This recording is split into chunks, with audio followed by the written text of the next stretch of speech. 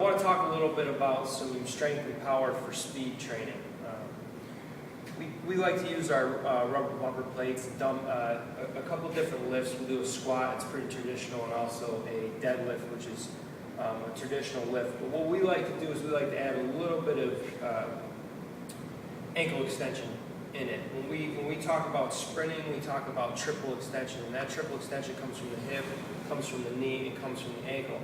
Well, the problem with a standard deadlift is when we do a deadlift, typically the heels don't come off the ground. But when we do our deadlift, we like to add that extra calf raise into it. So at the top of the lift, what we'll do is we will add that extension, hold it, and then back down at the top of the lift. So this exercise, let's talk about the setup real quick. When we set up, what we like to do is I like to have on a regular Olympic bar, what we like to do is put our shins where the gritty portion of the bar hits the flat portion.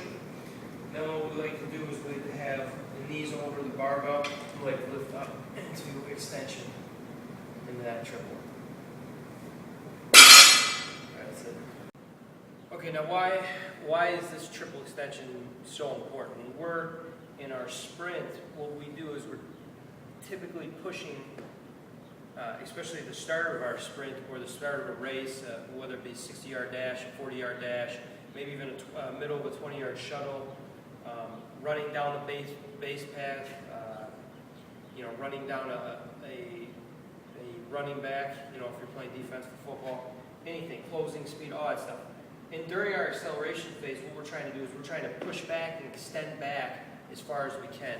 So basically what these type of lifts, a deadlift, a squat, all these things do is help us in our extension phase, trying to push up and extend that leg back.